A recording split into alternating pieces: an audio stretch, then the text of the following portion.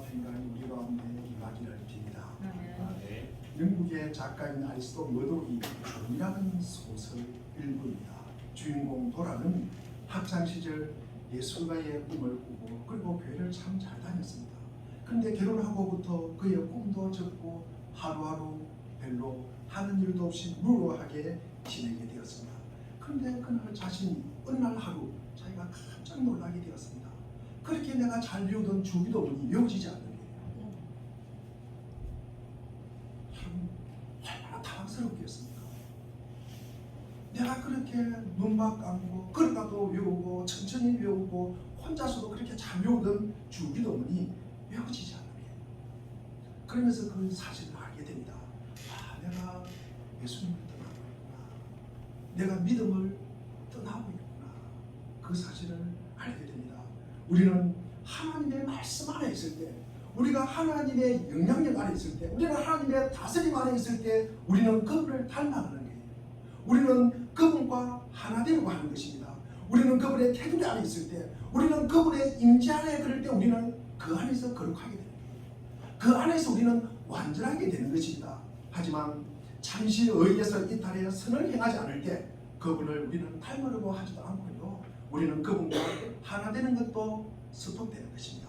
이처럼 변화무쌍한 피조물은 마치 물면의 법칙처럼 하나님께로 왔다가 다시 돌아가는 일을 연속적으로 우리는 반복하는 것입니다. 구소련의 수용소에 갇혔던 한 젊은 죄수의 이야기입니다. 그가 죽을 병에 걸려서 힘이다 못해서 수용소 진료소를 찾아갑니다. 그곳에는 유대인 의사 한 사람이 있었습니다. 의료 장비도 없습니다. 아무것도 없습니다. 그 의사는 이 환자를 밤이 새도록 정성껏 돌봐줍니다. 환자는 그분의 정성에 감동이 되었습니다. 왜 당신은 목숨을 걸고 나를 살리려고 합니까? 그의 대답은 간단합니다. 아이고, 참, 나는 그리스도인입니다. 어느 정도 회복된 후에 고맙다는 말을 전하려고 진료소에 찾아갔는데 그 사람이 보이지 않는데 살해당했다는 것입니다.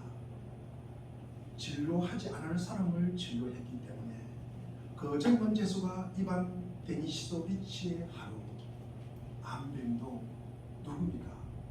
수용소 군도 등 소설을 쓴 소제니친입니다.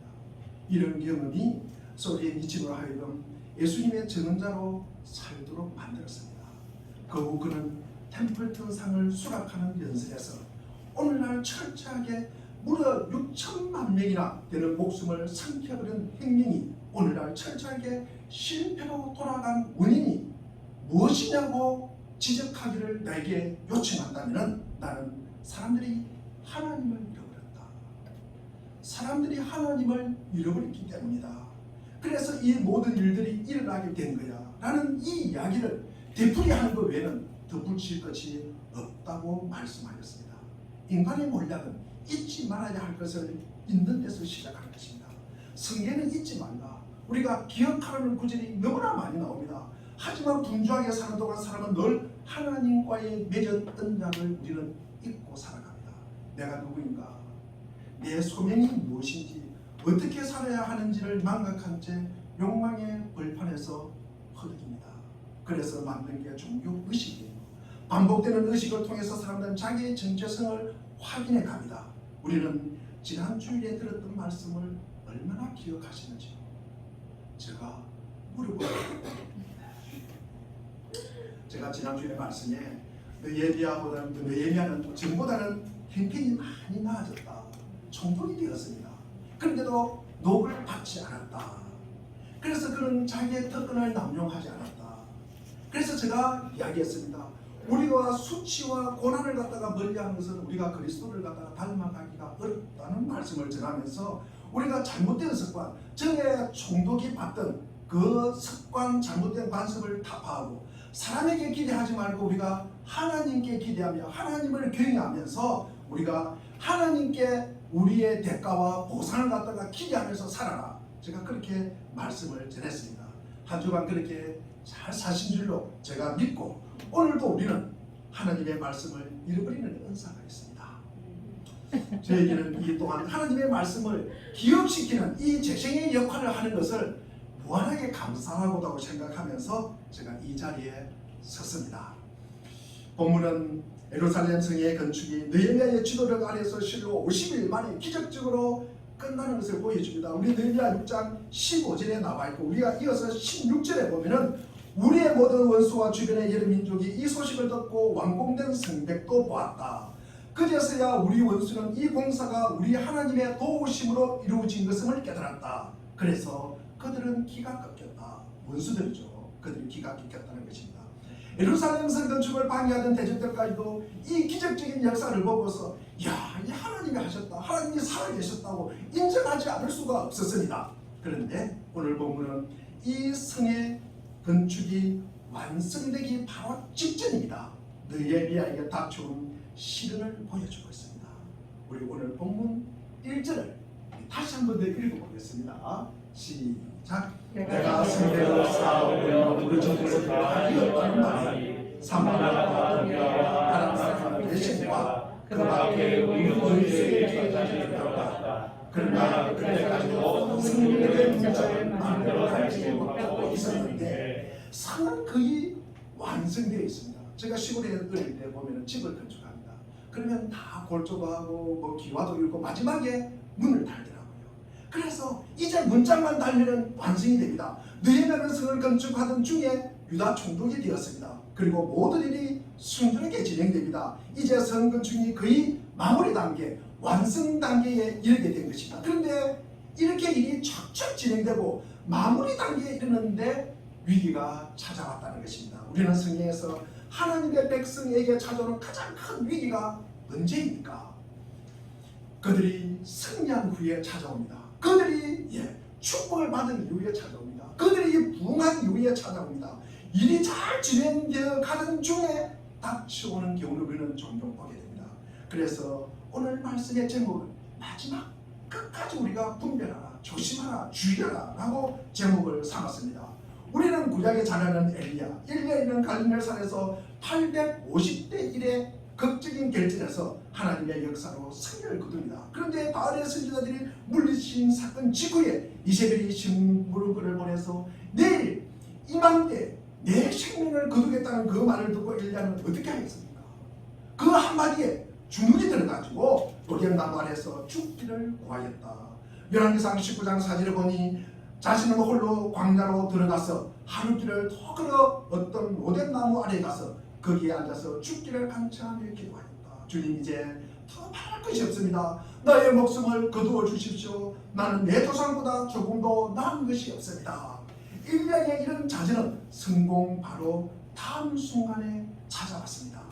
이 편안함의 상태에서 이 고난의 상태로 전환되는 것은 너무 힘들어요. 이 성공에 취해 있다가 실패의 상황을 맞이하는 것은 우리에게 더 고통스러운 것입니다. 다윗의 인생의 최대 위기가 언제였습니까? 그가 사방의 모든 적들을 다 평정하고 그 자신이 전쟁터에 이제는 나가지 않아도 능히 적군을 물리칠 수 있을 만큼 강력한 국가를 이루고 있을 때, 그때 다윗에게 위기가 찾아왔습니다.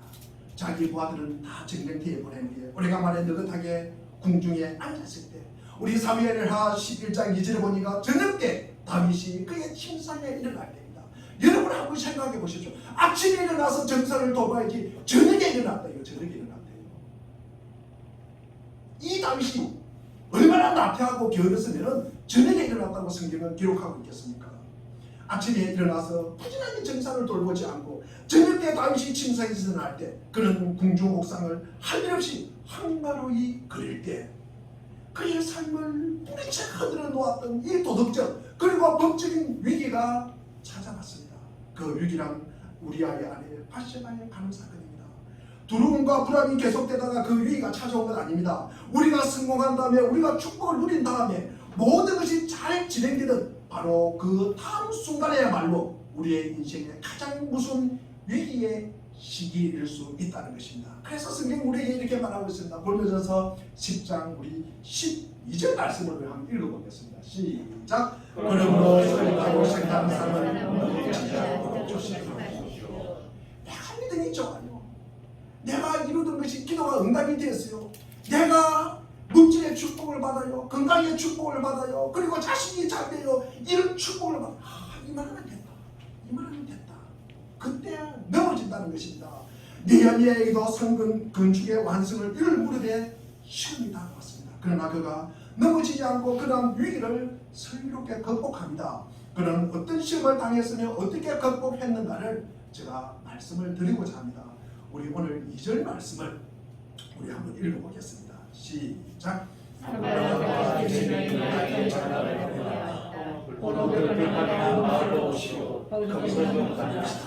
나는 그 가운데서 그들이 나를 알았으므로 3절 그들에게 사람을 보내어 당당한 지경에 하였다. 나는 지금 큰 공사를 하고 있으므로 내려갈 수 없어. 어찌 여기를 준다고 여기서 나서 당신에게로 내려가는 말이요. 4절 그런데도 그들은 똑같은 것을 10시간 외우고 그때마다 나도 똑같은 말로 대답하였다. 저들은 성백 쌓는 일을 방해합니다. 성백식을 온갖 조롱과 협박을 갖다가 다 합니다. 그런데도 소용이 없어요. 이 느헤미야가 넘어가지 않습니다. 그런데 이번에는 그 적들이 느헤미야에게 사람을 보내서 오늘 팽개속이 만나자 그렇게 요청을 합니다. 어떤 이유에서 만나자고 했는지는 성경에 기록되어 있지 않습니다. 오랫동안 선을 쌓느라고 속에서는 이제 성경이 거의 완성되어 가니까 이제는 우리가 오늘 팽개에서 만나서 마음을 풀고 우리가 함께 휴식을 취하자고 한 것인지 혹은 더 이상 당신을 괴롭게 하지 않을 테니까 우리가 오늘 팽개에서 만나서 평화회담을 제의했는지는 우리가 알 수가 없습니다. 그러나 우리가 본문에서 보았듯이 저희들이 오늘 팽개에서 우리가 만나자고 하는 것은 느헤미야를 도우려고 하는 것은 아닙니다. 그죠? 시하려고 했다. 그 죄가 분명히 있다. 이것은 일종의 음모입니다. 평화를 가정한 음모입니다. 어떻게 하든지 성벽을 갖다가 재건하지 못하게 하려는 음모라는 것입니다. 만일 저게 이런 죄를 깨닫지 못하고 느헤미야가 오늘 팽개에 갔더라면 성의 역사가 완성 단계 이 중요한 시기에서 막대한 아마 지장을 받았을 것이다. 성벽을 건축하지 못하다든지 성벽을 건축한다 하더라도 상당히 많이 지연됐다든지 그렇지 않으면 느헤미야의 목숨까지 위태로울 뻔하였다. 그런데 느헤미야는 이러한 음모와 흉기를 어떻게 극복하였을까? 어떻게 50일 만에 성벽을 완성했을까? 제가 세 가지로 말씀을 드리고자 합니다. 우선 느헤미야는 분별력이 있었습니다. 느헤미야는 적들의 죄가 어디에 있는지 분명히 알았습니다. 그래서 오늘 본문 2절의 읽음과 마찬가지로 어느 들판에서 한 발로 오라고 그래도 그는 그 죄가 나를 갖다가 희하려고 하는 것을 분명히 알았다고 2절에서 기록하고 있습니다. 산발락과 게심에 만나자고 하는 것은 실사는 자기를 희하려고 하는 음모다. 그 흉계임을 알았습니다. 이런 흉계를 꾸미는 것을 알고도 나는 괜찮아. 그러면서 만나러 간다는 것은 어리석음입니다. 모든 사람은 그 음모와 흉계에 넘어가더라도 나는 안 넘어가. 나는 괜찮아. 이것은 뭡니까? 교만입니다. 또 그것은 쾌락이든 그것이 오락이든 그것이 유형이든 그것이 한탕주의든 무엇이든 간에 나도 그것에 관심이 많다는 표시입니다. 그에게 말끔히 간다는 것은 그에게 관심이 있다는 것입니다. 우리가 그리스도인이 되려고 할 때 주변 사람들로부터 이런 아마 이야기를 듣게 됩니다. 여러분들이 그리스도인이 되고 교회에 간다면 삶을 좀 아마 멍청하게 살아야 될 거야. 그래서 당신들의 의견도 아마 제대로 주장하지도 못하고 늘 하나님의 말씀이라는 곳에 눌려서 아마 살아갈 거야. 사람들에게 그리고 또 쉽게 아마 쏘아 넘어갈 거야. 아마 이런 아마 이야기를 많이 아마 들었을 것입니다. 이런 생각이 아마 그리스도인에게 은근하게 압력을 주고 있지는 않았습니까? 한마디로 이야기하면 뭡니까? 교회 가면은 착하게 살아야 된다는 그 말이에요. 교회 가면은 착하게 살아야 된다. 다른 건 이유 없어. 착하게 살아야 된다는 그 말이 우리를 갖다가 늘 압도하고 있었다는 말입니다. 그러니까 본문을 통해서 우리가 알 수 있는 것은 우리가 하나님의 백성이 되고 우리가 하나님의 자녀가 된다는 것이 우리가 이 세상을 멍청하게 살아가는 것은 아닙니다. 우리가 멍청하게 살아가는 사람이 된다는 것이 그리스도인이 아니라는 말씀입니다. 우리가 무조건 믿고 참는 것이 믿음입니까? 우리가 무조건 입을 닫고 복종하는 것이 순종입니까? 무조건 우리가 착하게 사는 것이 그리스도인이라는 것은 착각이라는 거예요. 오해라는 것입니다. 우리가 알면서도 모르고도 쏟고 그리고 그냥 리숙하게 할 말도 못하고 반말도 못하고 그런 행동을 하라는 건 아닙니다. 느헤미야는 적의 음모와 흉계를 알았습니다. 그렇다면 그 흉계에 넘어가는 것이 믿음의 사람입니까? 네. 적절하게 대응을 해야 되는 것입니다. 아닌 거 알잖아요. 아닌 거 알잖아요. 이건 하나님의 뜻이 아니라는 거 알잖아요. 이거는 뭡니까? 우리가 성벽을 재건하는 것을 방해하는 거 알잖아요. 자기가 지금 하고 있는 것을 해한다는 거 알잖아요. 알았으면 그게 적절하게 처신을 갖다가 해야 되는 것입니다. 그래서 우리는 성경에 보면은 이런 말이 많이 나와요. 성경은 분별의 중요성을 가르치고 있습니다. 우리 오늘 빌립보서 1장 10절과 11절 말씀을 우리가 한번 읽어보겠습니다. 시작. 여러분이 가장 좋은 것이 무엇인지를 분별할 줄 알게 되는 것입니다. 그래야 여러분이 그리스도의 날까지 순결하고 흠없이 지내며 예수 그리스도께서 주시는 의의 열매로 가득 차서 하나님께 영광과 찬양을 드리게 되기를 나는 기도합니다. 그리스도의 날, 우리가 살아있는 동안에 예수님이 오실 수가 있어요. 우리가 살아있는 동안에 예수님이 오자면 우리가 먼저 예수님에게 갑니다. 그 날에 우리가 순결하고 흠없이 사는 것이 의의 열매라는 거죠. 그것이 뭐다? 하나님께 영광이 되는 것이다. 영광이 되는 것이다. 이 말은 우리 요한일서 4장 1절도 보면은 사랑하는 여러분, 어느 영이든지 다 믿지 말고 그 영들이 하나님께서에게서 났는지를 시험해 보십시오. 거짓 예언자가 세상이 많이 나타났기 때문입니다. 우리가 성령은 뭡니까? 하나님부터 나와야 돼요. 우리가 예수 그리스도부터 나와야 됩니다. 그 영이 신실한 영이에요. 거짓 영이 아니라는 말씀입니다. 우리가 하나님의 뜻이 아니다, 예수 그리스도의 말씀 그 뜻이 아니다, 그러면 거짓 영이에요. 거짓 영이에요. 세상은요, 여러분 거짓 영 가지고 장난치는 사람이 너무 많아요. 너무 많습니다. 여러분, 그래서 자꾸 성경 우리를 분별하라고 합니다.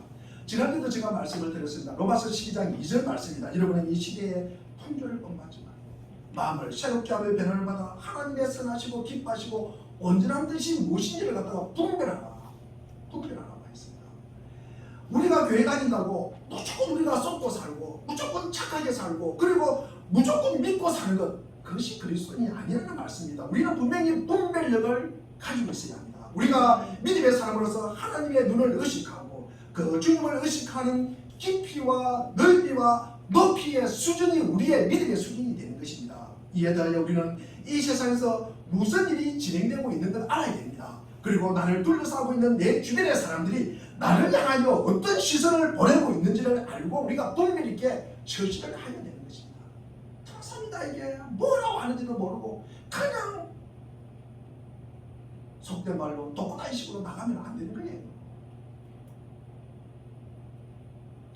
우리가 멍청하게 착실하게 그리고 그 미명하에서 우리가 당하며 사는 것이 아니라는 것이 그리스도인이라고 우리는 말씀을 드리는 것입니다. 우리가 두 번째, 느헤미야는 이러한 음모와 흉기를 어떻게 극복할 수 있었을까?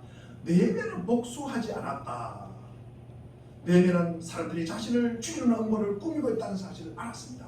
그러나 느헤미야는 그들이 오히려 궁지에 몰아넣어서 복수하려고 하지 않았다는 것입니다. 느헤미야는 만일 복수에 몰두해서 자신을 죽이는 음모를 꾸미고 있었던 그들을 오히려 함정에 몰아넣는 계획을 가지고 아마 이렇게 이 느헤미야가 나갔다면 성재건에 상당한 지장을 아마 초래했을 것입니다. 이 느헤미야는 성재건에 집중해야 되는데 그러지 못하다는 것입니다. 복수하는 마음을 가지고 보십시오. 복수하는 마음을 가지면 그 마음이 참 피곤합니다. 그 마음에는 원망이 있어야 됩니다. 그 마음에는 불평이 있어야 됩니다. 그 마음에는 복수하려고 하는 이 안갚은 마음이 있어야 됩니다. 그러면은 그 삶이 왜곡돼 버려요. 왜곡돼 버립니다. 복수는요, 복수하는 자도 그리고 복수를 당하는 자도 다 비참하게 만드는 것입니다. 둘 다 치사하게 만들어요. 둘 다 치사하게, 둘 다 성품이 파괴돼 버립니다. 그러므로 성경은 복수는 하나님께 맡기라고 말씀하고 계십니다. 로마서 우리 12장 우리 19절 말씀을 우리가 같이 한 목소리를 읽어보겠습니다. 시작.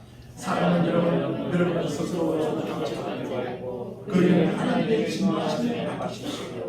성경을 기록하기를 원수 갚는 것은 내가 할 일이니 내가 갚겠다고 주님께서 말씀하신다 하였습니다. 성경은 여러분 계속 강조하고 있습니다. 원수 갚는 것은 창조주 하나님의 일이고 그리고 심판주 하나님의 권한에 속한 것이다. 속한 것이다. 하나님만이 가장 정확하게 판단할 수 있기 때문입니다.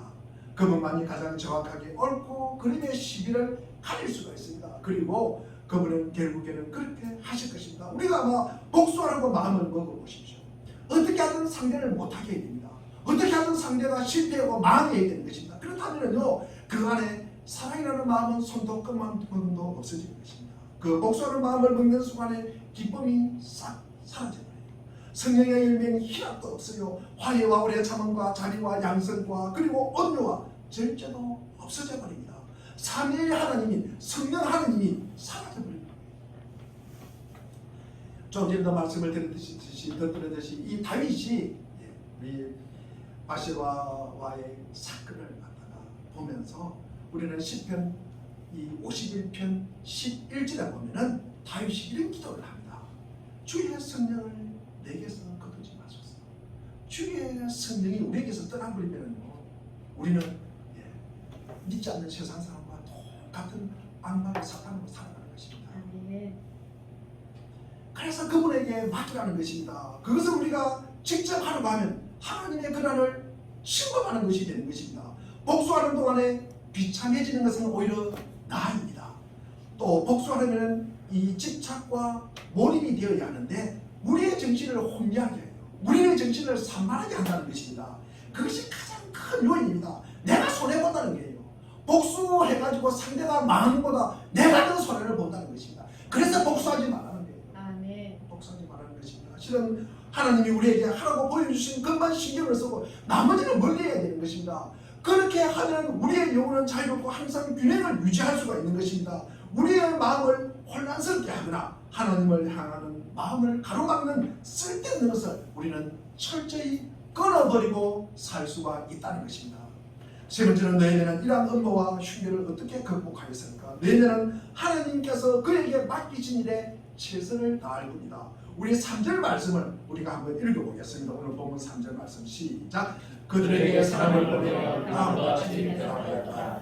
나는 지금 큰 공사를 하고 있으므로 내려갈 수 없어. 어찌 이를 중단하고 여기서 일어나서 당신에게로 내려가는 말이요.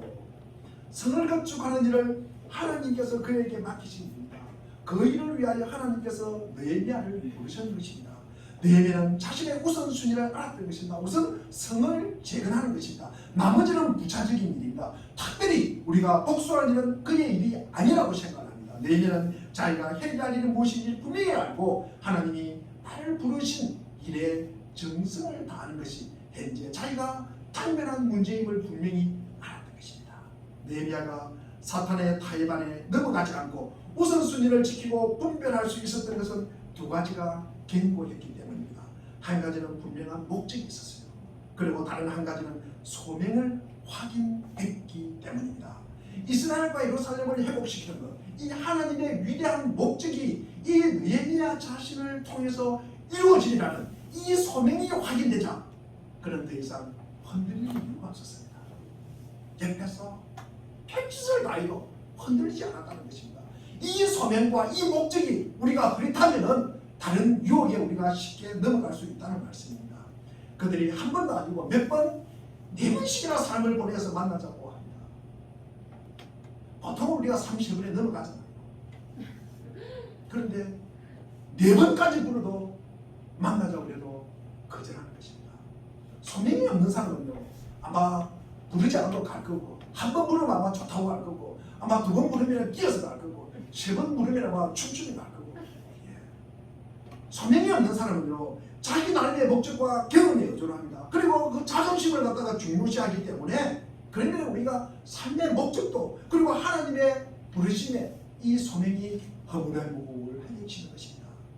우리가 사는 신앙생활이 얼마나 하나님의 영광을 위하는 것인지, 내 자존심과 내 지위 때문에, 내 체면 때문에 어쩔 수 없이 하는 것인지는 우리는 분명하게 분별해야 합니다.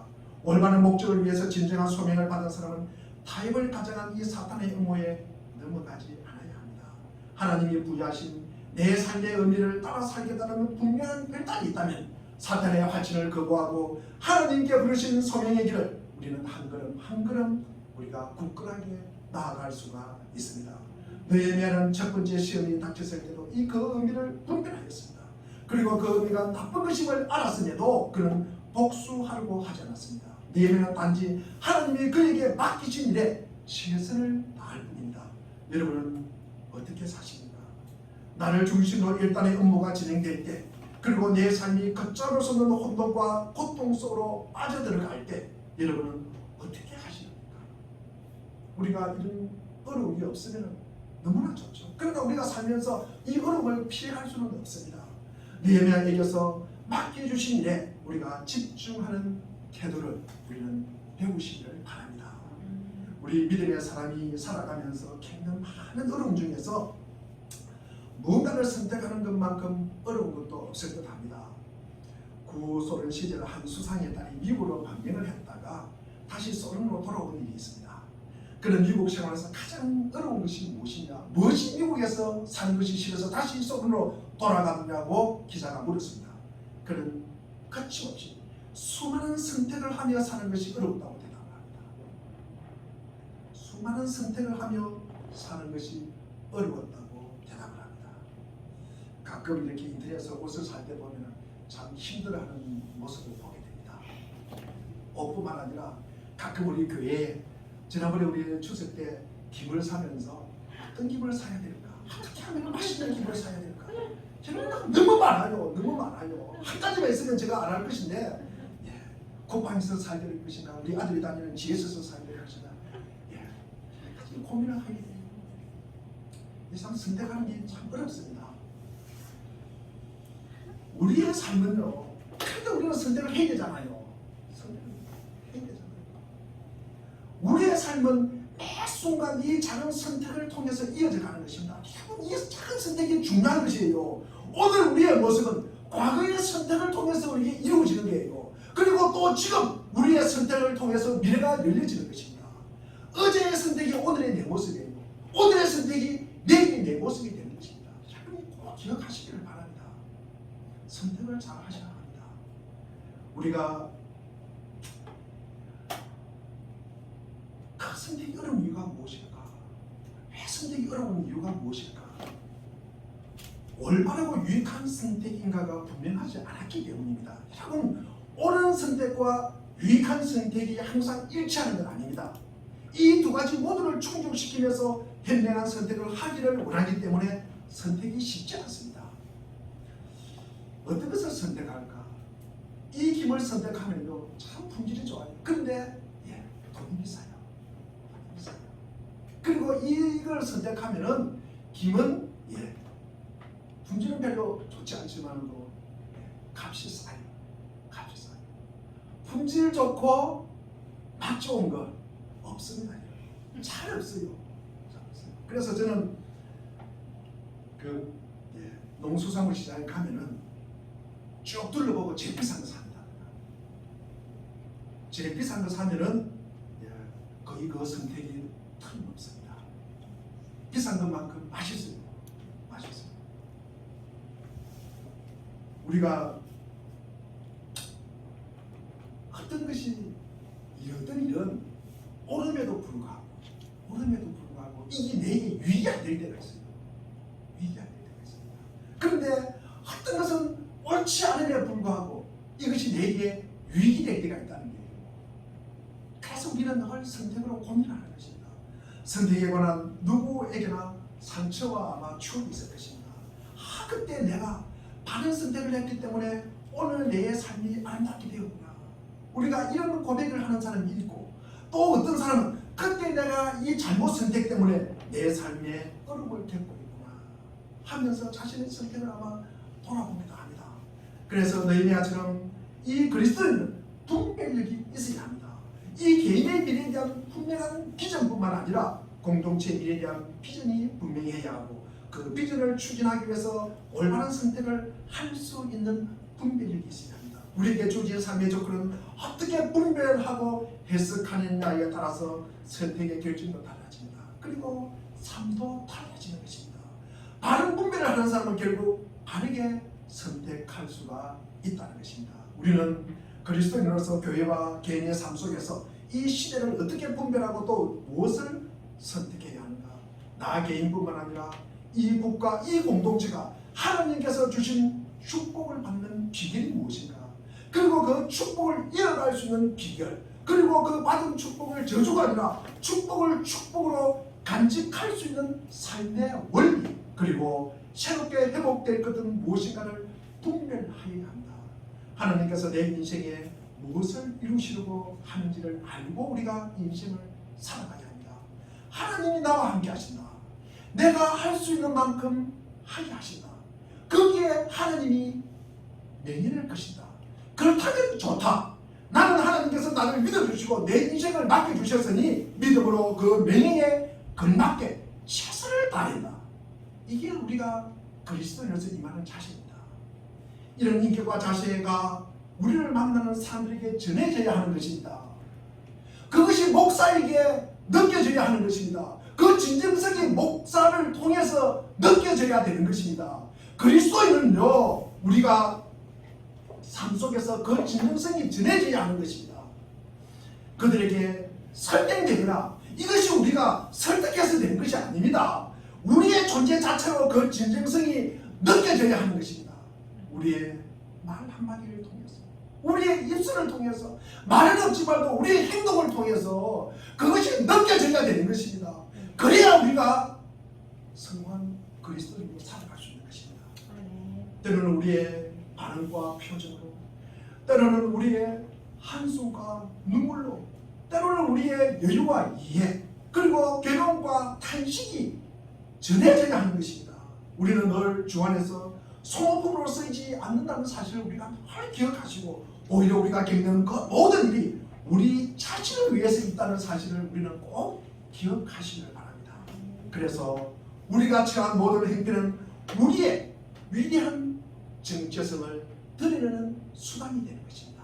목사는 목사로서, 그리고 그리스도는 그리스도인으로서, 있는 자리에서 교사는 교사로서, 그리고 직장에서 뭘 하든지 또는 있는 자리에서 내가 그리스도인으로서 나타내는, 내 자신을 드러내는 정체성이라는 사실을 꼭 기억하시기를 바랍니다.